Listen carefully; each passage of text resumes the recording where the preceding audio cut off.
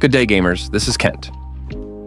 Today, I'm going to show you that Jianxin is a much better support than most thought, and I'm going to share a technique to make her a great support.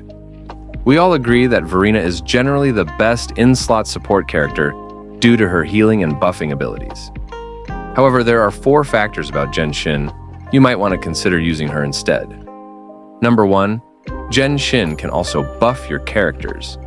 She can give the standard support buffs, like Bellborn Echo buff and Rejuvenating Glow buff.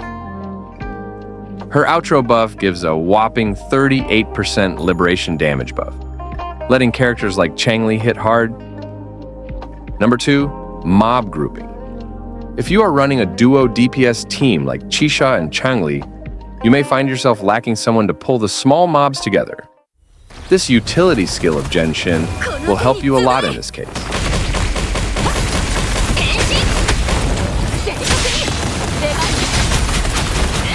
Number 3, Chi parry. This utility skill is very useful against hologram bosses, allowing you to relieve yourself once in a while during a tough fight.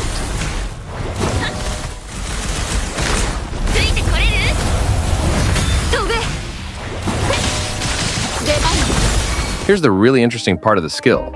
The same Chi parry skill can be used in an alternative way, and not a lot of people talk about it. Let me show you.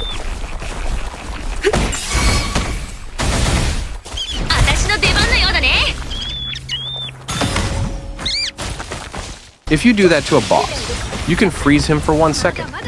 This Chi parry gives a good opening to attack the boss. Here, this allows Chi shot to trigger the boom boom skill before the boss lands the hit. This should benefit other characters as well. Just use this skill every time you can. In practice, this skill is as valuable as some spreadsheet DPS, especially when the boss is aggressive.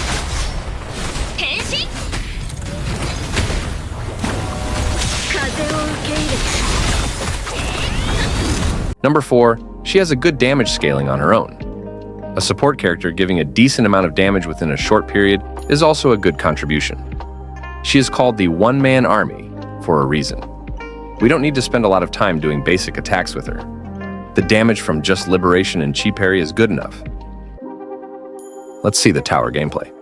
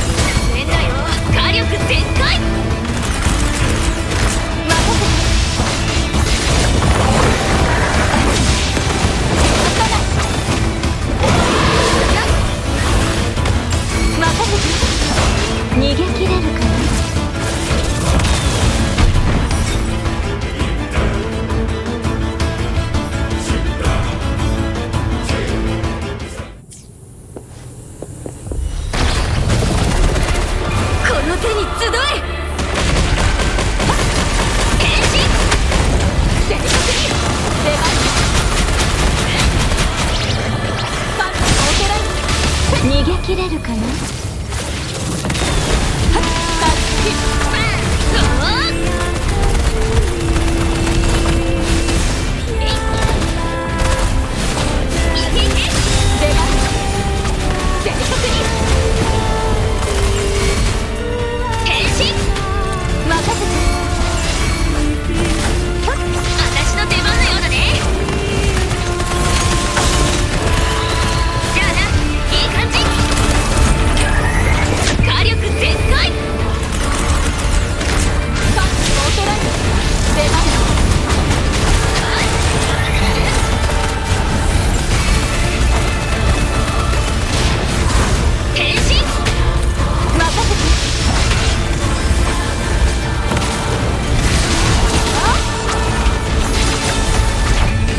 万象のままに任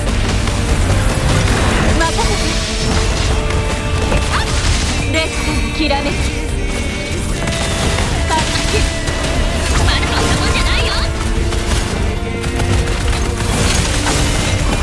あれいそれ、ほらほら。変身。任せて。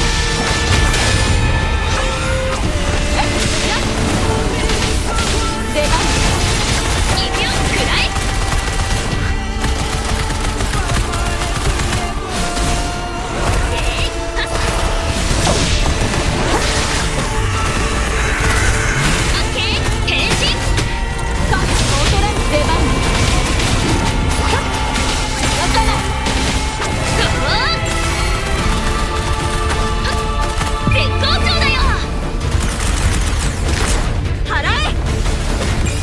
手に集え。任せて。飛べ。正確に。カゴの中の鳥は誰。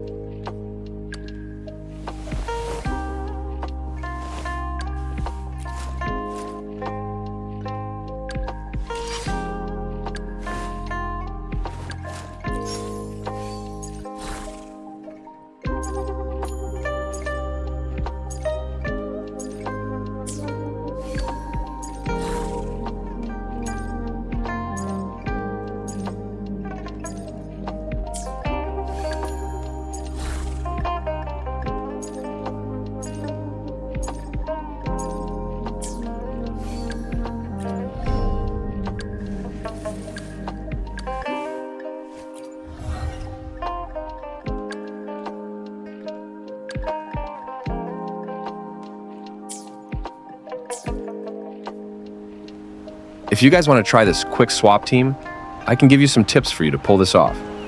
It is easier than it looks. You just need to follow a set of rules. Number 1, just make sure you follow the right outro buff order. Number 2, when each of the characters has an outro buff and resonance liberation, you will execute these combos for the highest damage. Number 3, use the swap cancels whenever possible. For each of the characters, you can use any one of the skills shown in the picture to do the swap cancel. Character order does not matter as long as you don't mess up the outro buff order. Make sure to check the concerto gauge before doing swap cancels. The concerto energy management is not very difficult in this team, since they are only needed for resonance liberation. The rotation of this team is just freestyle. If you enjoy watching my video, please give a like and subscribe to my channel.